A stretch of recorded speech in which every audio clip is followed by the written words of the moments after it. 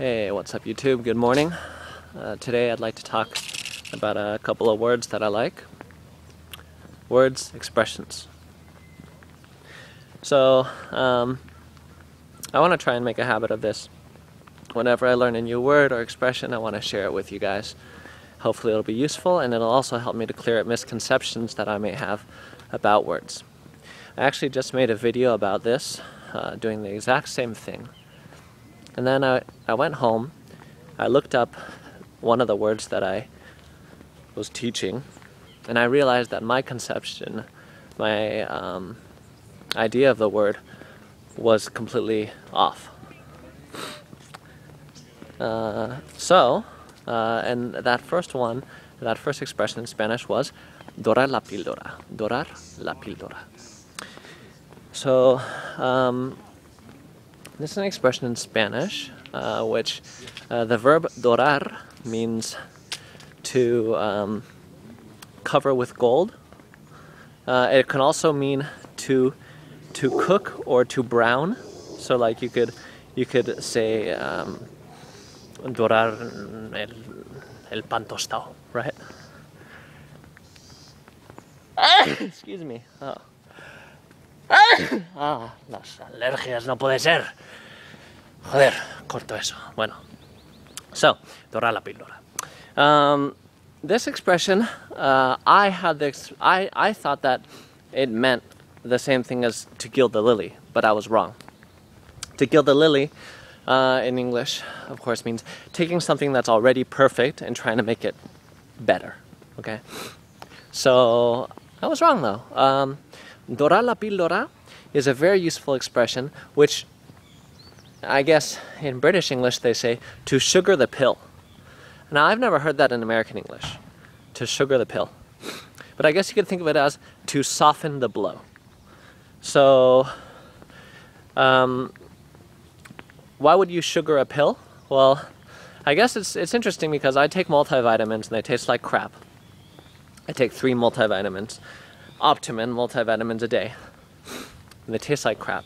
And when I swallow them, sometimes if they're in my mouth too long, you know, all that copper and nasty iron and stuff, it starts to dissolve. And if it's in your mouth, you got the water, then all that stuff's floating around, you're gonna gag. It's really nasty, okay? I know, because sometimes, like, if I wait too long, my throat closes up because its nose is about to receive some nasty shit. So, what I do is I take orange juice, or maybe some naked juice, or Adwala, whatever, and I drink my pills with that, and I can drink it like that, no problem. So really, what am I doing? I'm sugaring the pill. I'm taking something that is inherently nasty, and I'm kind of softening the nastiness of it. So you could say, where can you use this in Spanish? You could use it, for example, like, mira, estás hablando con alguien, ¿no? Y esa persona te trae malas noticias. Si tú quieres que esa persona no te intente amortiguar el golpe, no sé si he dicho eso correctamente. Si no quieres que esa persona te diga las cosas como de forma reservada, o sea,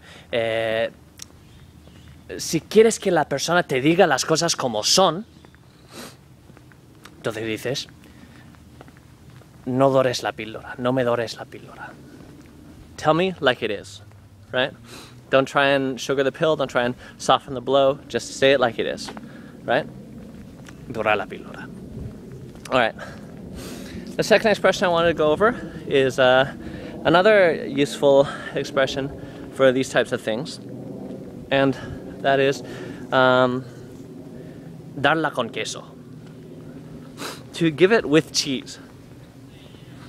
Spanish people are obsessed with milk and cheese, okay? I would say, like, probably the highest productivity words you can learn in Spanish are related with milk. Right? Dairy products in general. And if you want to sound really Spanish, just say es la leche all the time. That means that's awesome. Yeah? Just say es la leche, And you can do everything with milk, really. You can shit on milk. Me cago en la leche. I shit in the milk. Now, the literal translation is, it would probably be like, darn, or damn. But they say it, at least in Madrid, they say it a lot. Me cago en la leche. Me cago en la leche. In Spain, you can shit on everything. It's all right. You can shit on the holy host. This is terrible. Okay, but in Spain, they also say, me cago en la hostia. What else? You can shit on God. Me cago en Dios. You can shit on the number 10. Me cago en 10. And all of these expressions are just varying degrees of darn, damn, F. Right? Where was I? We were talking about queso. Darla con queso. So, what does it mean to give it with cheese? Well, the expression apparently comes from Spanish vineyards, I think in the La Mancha region. And a long time ago, people would send out these procurers to the countryside to check out these vineyards and get wine.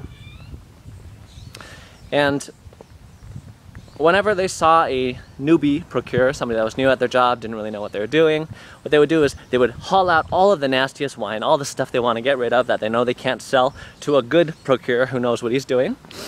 And what would they do? They would give the wine to the people, but first they would serve a very, very strong cheese that was soaked in olive oil. I think olive oil or some other type of oil. So what's the effect? Well, they would have this, I'm going to keep going this way. They would have this wine, which would kind of wash down this very strong taste of the cheese. And so the wine, of course, would taste a lot better in comparison with this really strong cheese. It would, I guess it would neutralize the cheese flavor. So if you think about it, what were they doing? They were trying to pass off a lower quality product as a better quality product. So, no me la des con queso is like saying, don't try and make it better than it is, right? Don't try and give me something crappy and say it's great. I think that's the main takeaway, right? It's trying to pass something off as really great quality when in fact it's mediocre. Darla con queso. Darla con queso. To give it with cheese. Why? Because the cheese is going to convince you that this wine is really tastier than it really is. Okay? Darla con queso. And the expression, no me la des con queso. Similar expression, and this will be the last one, is dar gato por liebre. This expression is highly productive in Spanish, and people use it all the time. And it's basically used, well, first of all, what does it mean? It means, don't give me a cat and call it a lynx. Well, we don't really use the word, I think liebre means lynx. I think. I might be wrong. I'll put a note here if I'm wrong. Okay. So what's a lynx? A lynx is like a bigger, more majestic cat, right? So don't give me a Pinto and call it a BMW. That's basically what it means. Yeah. Don't give me a Bic and call it a. Oh, no, that's a bad analogy. I don't know pens. Don't give me, I don't know. Don't give me something crappy and call it something good. So that's the other expression, dar gato por liebre. No me des gato por liebre. So if somebody's being ingenuous with you, they're not telling you the truth, you think that they're trying to sell you some crappy car, or maybe a timeshare in Mexico.